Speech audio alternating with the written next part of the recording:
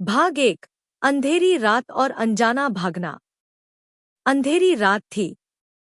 3 दिनों से लगातार रिमझिम बारिश हो रही थी। रहरा कर आसमान में बिजली कड़कती और उसकी चटक रोशनी में ही कुछ पल के लिए सामने का दृश्य दिखता, वरना चारों तरफ ऐसा घना अंधकार पसरा था कि सामने हाथ भी नजर नहीं आता। आवाजों के नाम पर बस बारिश की झिरझिराहट, कभी कभी गड़गड़ाहट और झींगुरों की रेंगती हुई आवाज। इसके सिवा चारों तरफ सन्नाटा। इसी वीरान सड़क पर रमेश पाटिल बेतहाशा भागता जा रहा था, बिना ये जाने कि वो किस दिशा में दौड़ रहा है। कुछ ही देर पहले वह देशमुख विला के सर्वेंट क्वार्टर में गहरी नींद में था। तभी अचानक दरवाजे पर जोरदार खटखटाहट हुई। वो हड़बड़ा कर जाग गया। कुछ मिनटों बाद फिर वही खटखटाहट। इस बार वो उठा और दरवाजा खोला। सामने खड़ी थी कावेरी जाधव, विला में काम करने वाली 19 साल की नौकरानी। उसके होंठ शराब की गंध से भरे थे, जुबान लड़खड़ा रही थी। उसने रमेश से कुछ बुदबुदा कर कहा और फिर नशे में ही उसे खींचते हुए विला के अंदर ले गई, सीधे मालिक की बेटी रूपाली देशमुख के कमरे में। रमेश 2 कदम भीतर ही रखा था कि अचानक दरवाजा जोर से बंद हो गया। उस वक्त विला के मालिक श्रीधर देशमुख और मालकिन दोनों शहर से बाहर गए थे। पूरा घर सन्नाटे में डूबा था। और फिर जो कुछ हुआ, वो रमेश ने कभी सपने में भी नहीं सोचा था। दोनों लड़कियों ने मिलकर बेहद बेशर्मी से उसकी इज्जत से खेला। किसी तरह उनके चंगुल से छूटकर रमेश बिना पीछे देखे जिस दिशा में रास्ता दिखा, भागता चला गया। सुबह के करीब 5 बज रहे थे। बारिश में भीगा, कंपकंपाता हुआ, भूखा प्यासा। अब वो कहाँ जाए? गांव वापस जाना मुमकिन नहीं था और शहर में अब रहने की कोई जगह नहीं बची थी। 20 साल की उम्र, अधूरी पढ़ाई, माँ बाप तो पहले ही गुजर चुके थे। गांव में तो उससे भी बुरा हादसा हुआ था।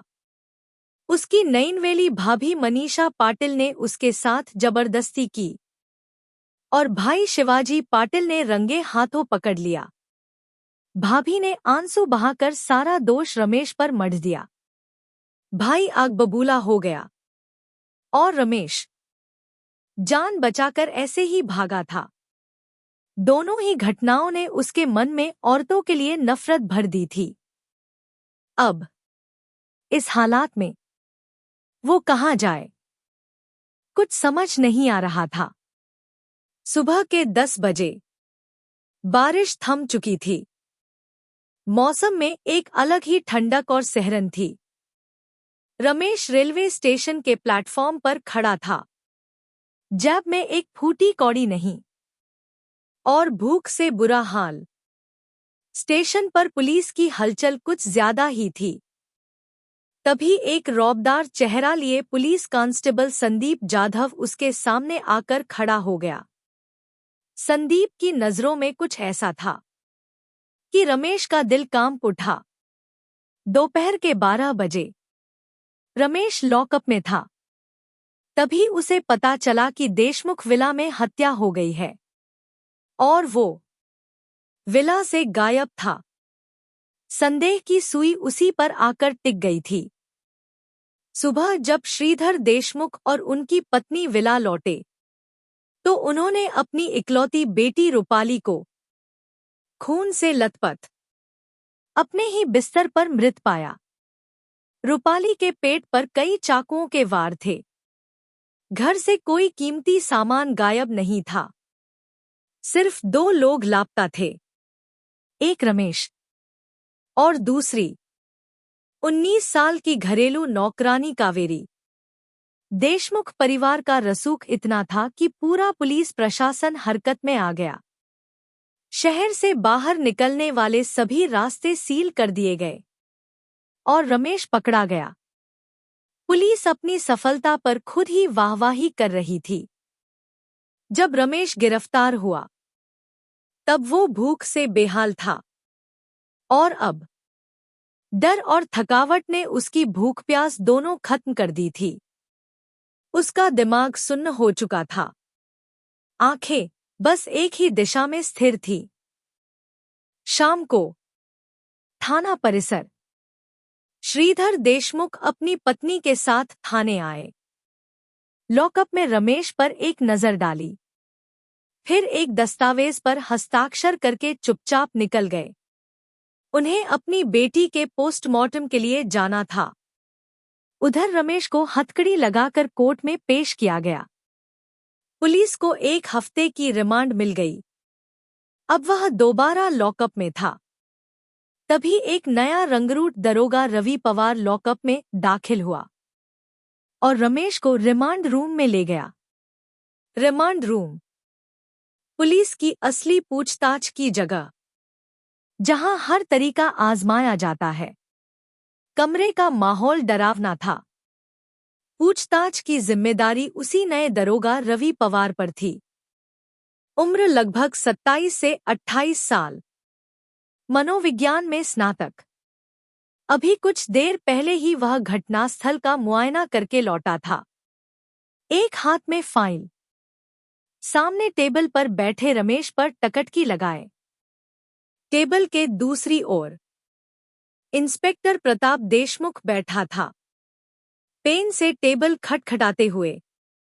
थोड़ी देर बाद इंस्पेक्टर ने नरम लहजे में पूछा, कुछ खाएगा? रमेश ने सिर हिलाकर मना किया। थोड़ी देर की खामोशी के बाद दरोगा ने चाय नाश्ता मंगवाया। इंस्पेक्टर ने पानी का गिलास आगे बढ़ाया। रमेश ने दोनों हाथों से पकड़कर 2 गिलास पानी गटक लिया।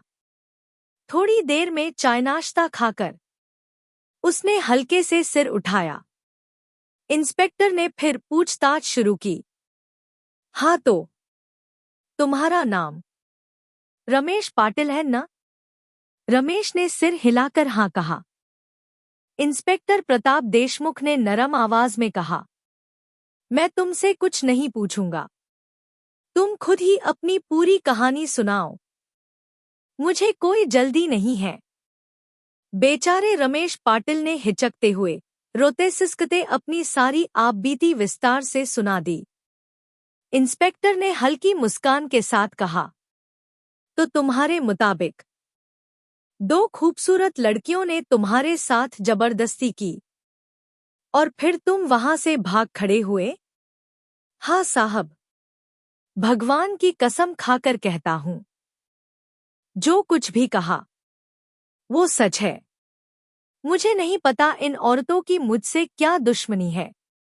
गांव में भी एक औरत के कारण ही मैं बदनाम हुआ, तब भी मुझे ही दोषी ठहराया गया, और आज तो मुझे कातिल ही बना दिया गया है।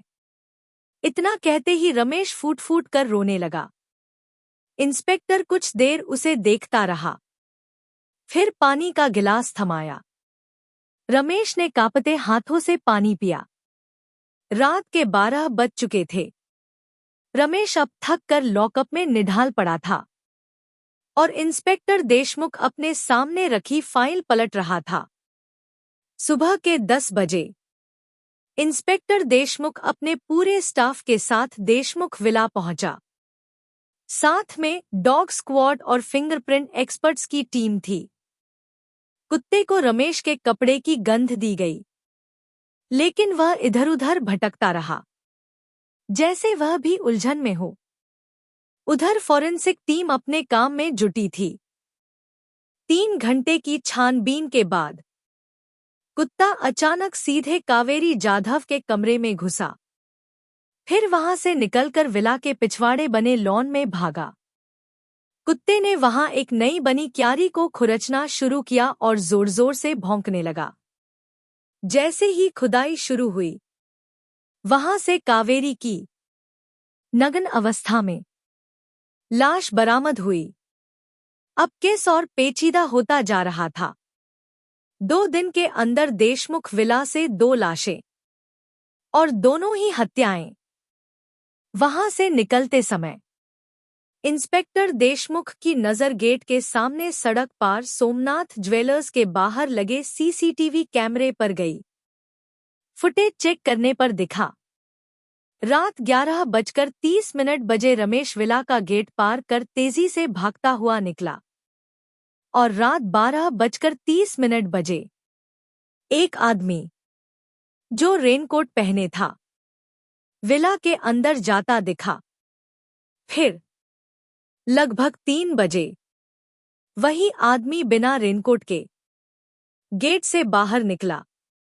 बारिश और कम रोशनी की वजह से चेहरा साफ तो नहीं दिखा, मगर इंस्पेक्टर ने रमेश को तो पहचान ही लिया और उस रेनकोट वाले अजनबी का चेहरा भी हल्का सा दिख रहा था।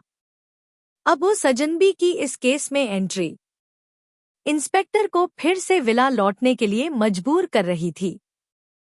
3 घंटे की लगातार छानबीन के बाद विला के लॉन की झाड़ियों से वो रेनकोट बरामद हो गया। अब बारी फिर से कुत्ते की थी। जैसे ही रेनकोट को सूंघाया गया, कुत्ता पहले सीधे कावेरी के कमरे में गया, फिर वहां से रूपाली देशमुख के कमरे में, फिर वापस कावेरी के कमरे में और अंत में फिर से लॉन के उसी हिस्से में पहुंचा जहां से कावेरी की लाश मिली थी।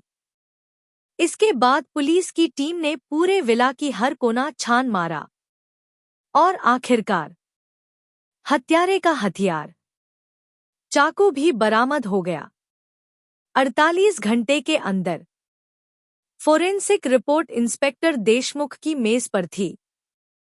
चाकू पर लगे उंगलियों के निशान रमेश के नहीं थे, लेकिन चाकू पर जो खून था वो रूपाली देशमुख के खून से मेल खा गया। अब ये साफ था कि हत्या रमेश ने नहीं की थी। फिर भी हत्यारा अभी भी पुलिस की पकड़ से बाहर था। रूपाली के बेड और दरवाजे पर रमेश की उंगलियों के निशान थे, लेकिन कावेरी के कमरे में और उसकी गर्दन पर मिले निशान किसी और के थे। कावेरी के कमरे में रमेश की कोई मौजूदगी के निशान नहीं मिले थे। अब शक की सुई उस अजनबी की ओर घूमने लगी थी।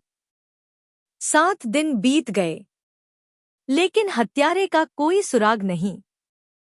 अंततः पुलिस ने रमेश को कोर्ट में पेश किया। जांच से साफ हो चुका था कि रमेश निर्दोष है। न्यायाधीश ने सबूतों के आधार पर रमेश को छोड़ने का मन बना लिया, लेकिन रमेश ने अदालत में गुहार लगाई, साहब, जब तक असली हत्यारा पकड़ा न जाए मुझे मत छोड़िए, मुझे डर है। पर कोर्ट कानून के दायरे में बंधा था और किसी निर्दोष को जेल में रखना संभव नहीं था। आखिरकार रमेश बरी हो गया। इंस्पेक्टर देशमुख ने उसे थाने में ही एक खाली क्वार्टर में कुछ दिन तक रहने की इजाजत दे दी। इस दौरान पुलिस ने 2 बार फिर से विला का मुआयना किया और इस बार दरवाजे के पीछे खून में डूबे पूरे पंजे की छाप मिल गई। पता नहीं पिछले सर्च में ये कैसे छूट गई थी। पुलिस रिकॉर्ड खंगाले गए, लेकिन उस पंजे के निशान से मिलता जुलता कोई भी अपराधी अब तक नहीं मिला था। अब पुलिस के पास 2 अहम सुराग थे, सीसीटीवी फुटेज और दरवाजे के पीछे मिली खून से सनी हथेली की पूरी छाप। 15 दिन बीत चुके थे इस डबल मर्डर केस को। तभी श्रीधर देशमुख के बड़े भाई अनिल देशमुख, जो कि शौकिया ज्योतिषी थे, थाने पहुंचे। उन्होंने इंस्पेक्टर देशमुख से कहा, जो पंजे का निशान मिला है उसकी हस्तरेखाएं साफ बता रही हैं कि इस आदमी की उम्र 25 साल है और ये व्यक्ति अपनी ही छोटी बहन का खून करेगा। कानून ज्योतिष शास्त्र को सबूत नहीं मानता, पर इंस्पेक्टर को एक नई दिशा मिल गई थी। 24 घंटे के अंदर पुलिस ने कावेरी जाधव के भाई संजय जाधव को गिरफ्तार कर लिया।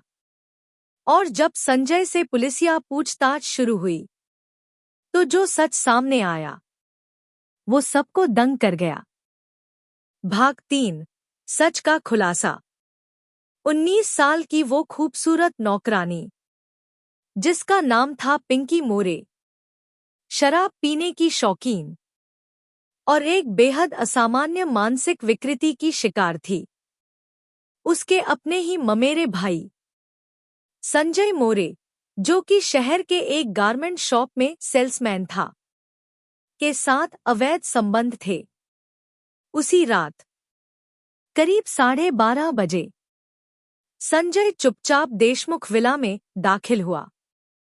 वो पिंकी से मिलने ही आया था, लेकिन जैसे ही वो उसके कमरे में पहुंचा, वहां पिंकी मौजूद नहीं थी।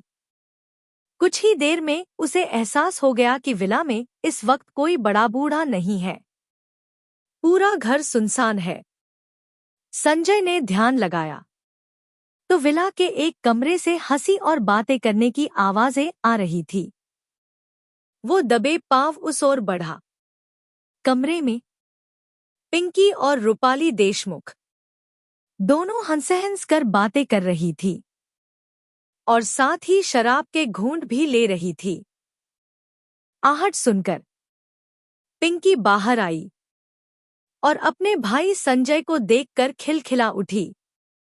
वो तो जैसे नशे में बेकाबू थी। उसने संजय को पकड़कर जोर से खींच लिया और उसे सीधे बेडरूम में ले गई। शराब के नशे में उन दोनों लड़कियों ने उसके साथ वही किया जो इससे पहले रमेश के साथ किया था। रात के करीब 2 बजे संजय ने रूपाली से पैसे मांगे। शब्दों का लहजा कुछ ऐसा था कि रूपाली का गुस्सा 7वें आसमान पर चढ़ गया। दोनों के बीच बहस शुरू हो गई। शराब का नशा वैसे ही दोनों की अक्ल पर पर्दा डाल चुका था। संजय ने भी बची खुची शराब पी ली थी और अब वह खुद भी नशे में झूम रहा था। गुस्से और नशे में चूर होकर उसने वहीं पास रखी प्लेट से 6 इंच लंबा सलाद काटने वाला चाकू उठाया और रूपाली देशमुख पर लगातार कई वार कर दिए। रूपाली बिस्तर पर लहूलुहान होकर गिर पड़ी। उसकी खुली हुई आंखें मरने के बाद भी जैसे संजय को घूर रही थी। संजय घबरा गया।